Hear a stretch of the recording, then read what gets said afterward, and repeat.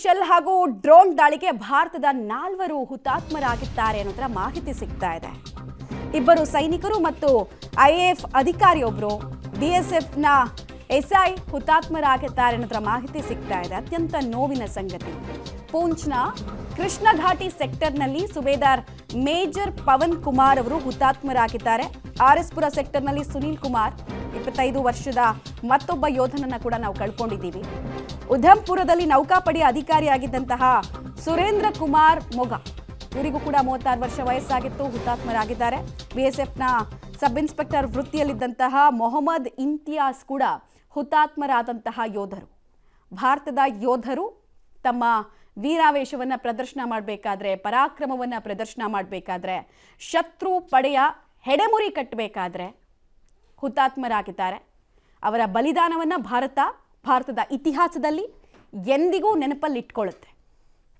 ನಾವೆಲ್ಲ ಇವತ್ತು ಕೂತ್ಕೊಂಡಿದ್ದೀವಿ, ಇಲ್ಲಿ ಮಾತಾಡ್ತಾ ಇದ್ದೀವಿ, ಇಲ್ಲಿ ಮಾಹಿತಿ ಕೊಡ್ತಾ ಇದ್ದೀವಿ ಅಂದರೆ ಇವರೆಲ್ಲರದ್ದು ಸ್ಯಾಕ್ರಿಫೈಸ್ ಇದೆಯಲ್ಲ, ಅದನ್ನು ನಾವು ಪದಗಳಲ್ಲಿ ಹೇಳೋದಕ್ಕೆ ಸಾಧ್ಯ ಇಲ್ಲ. ಅವರಲ್ಲಿದೆ, ಅವರಲ್ಲಿ ಈ ವಾರ್ ಕ್ರೈಗಳಂತ ನಾವೇನು ಕರಿತೀವಿ, ಬಲಿದಾನನೇ ಪರಮ ಧರ್ಮ, ಶ್ರೇಷ್ಠ ಧರ್ಮ ಅಂತೆಲ್ಲ ಅವ್ರು ಮಾತಾಡ್ತಿರ್ತಾರೆ ಪ್ರತಿಯೊಂದು ಬಾರಿ ಕೂಡ.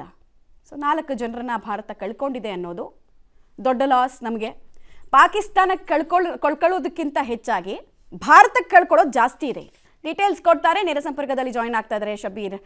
ಸದ್ಯಕ್ಕೆ ಗಡಿ ಭಾಗದಲ್ಲಿ ಹೇಗಿದೆ ಪರಿಸ್ಥಿತಿ ಮತ್ತು 4 ಯೋಧರು ಕೂಡ ಹುತಾತ್ಮರಾಗಿದ್ದಾರೆ ಅನ್ನೋದ್ರ ವೆರಿ ಅನ್ಫಾರ್ಚುನೇಟ್ ಸುದ್ದಿ, ಏನೇನು ಮಾಹಿತಿ ಸಿಗ್ತಾ ಇದೆ? ಹೌದು ಮಮತಾ, ನಿನ್ನೆ 4 ಜನ ಯೋಧರು ಪಾಕಿಸ್ತಾನ ಏನು ಶೆಲ್ ದಾಳಿಯನ್ನು ಓಕೆ ಫೈನ್, ಮತ್ತೆ ಕನೆಕ್ಟ್ ಮಾಡ್ತೀವಿ. ಸದ್ಯಕ್ಕೆ ನಿಮಗೆ ನಾವು ಮಾಹಿತಿ ಕೊಡ್ತಾ ಇದ್ವಿ.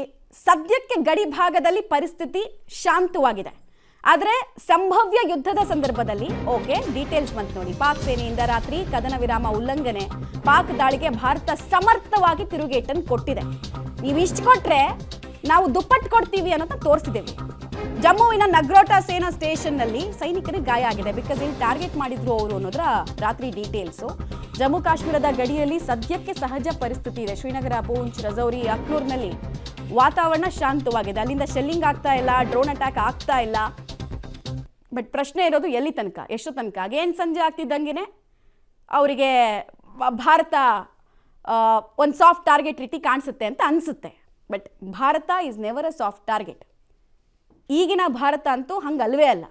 ನೀವು 1 ಕೊಟ್ಟರೆ ನಾವು 4 ಕೊಡೋದಕ್ಕೆ ಸಾಮರ್ಥ್ಯ ಇದೆ, ಅದನ್ನು ತೋರಿಸ್ತಾನೆ ಇದ್ದೀವಿ. ಆದರೂ ಮತ್ತೆ ಕಾಲು ಕೆರ್ಕೊಂಡು ಒದೆ ತಿನ್ನೋದಕ್ಕೆ ಬರ್ತಾ ಇದೆ ಈ ರಾಷ್ಟ್ರ. ಹೆಜ್ಜೆಗೂ ಕೂಡ ಸೇನೆ ಇದೆ. ಆಮೇಲೆ ಅಲ್ಲಿನ ಜನರಿಗೂ ಕೂಡ ಅಷ್ಟೇ, ನೀವು ಇಂತಿಂಥದ್ದು ಮಾಡಿ ಹೀಗೆ ಆಚೆ ಬರಬೇಡಿ ಅನ್ನೋಂತಹ ಇನ್ಸ್ಟ್ರಕ್ಷನ್ಸ್ ಕೂಡ ಹೋಗಿರೋದ್ರಿಂದ ಅನಿಶ್ಚಿತತೆ ಅಂತೂ ಕಾಡ್ತಾ ಇದೆ ಜಮ್ಮು ಕಾಶ್ಮೀರದಾದ್ಯಂತ ಅನ್ನೋದ್ರ ಮಾಹಿತಿ. ಬಟ್ ಕೆಲ ಪ್ರಶ್ನೆಗಳಿದ್ದಾವೆ. ನಿನ್ನೆಯ ಕದನ ವಿರಾಮದ ಒಪ್ಪಂದ ಬೇಕಿತ್ತಾ ಅಂತ.